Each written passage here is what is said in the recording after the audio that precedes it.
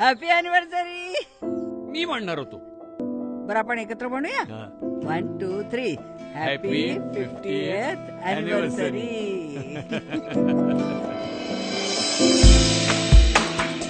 तुम्ही काय दादा बिजा विकलात काय? मला सोडून अॅनिव्हर्सरी साजरी करताय? स्ट्रिक्टली फॅमिली गेट टुगेदर आहे. ही तयारी उत्सवाची.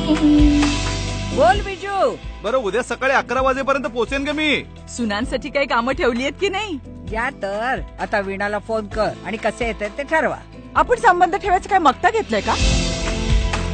मी आता वहिनीने ऑलरेडी सांगितलंय की तुझी नाईट शिफ्ट आहे, पहाटेपर्यंत शूटिंग चालेल. म्हणजे गिफ्ट सुद्धा वेगवेगळीच घेतली. पूर्वी कसं आपण एकत्र जायचो. सगळं पूर्वीसारखं तसंच कसं राहील सिद्धू? रात्र ही सरोनी. तुझी धाकटी मुलगी मंजू. हो ती येणार.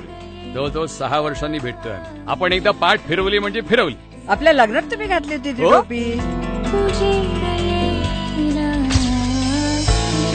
ठरल्याप्रमाणे आधी आपण आपल्या स्पॉटवर भेटायचं, मग एकत्र आजी आजोबांकडे जायचं. ओके? सगळ्यांना एकत्र बघून काही चेहरे होतील नाही की का? जडली उंबऱ्याला.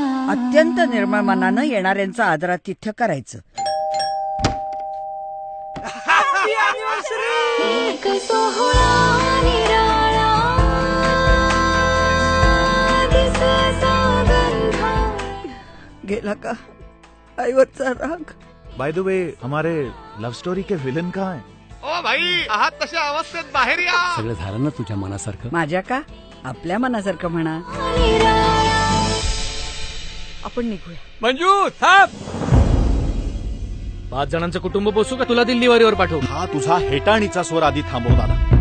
काय काय बघ. चाललंय काय हा? काय जुनं उखरून काढताय तुम्ही? कै रे सगळं. चावायचं नाही, चिडायचं नाही, फक्त गिळायचं. सगळं लाईफ गिळगिळीत होऊन जातं.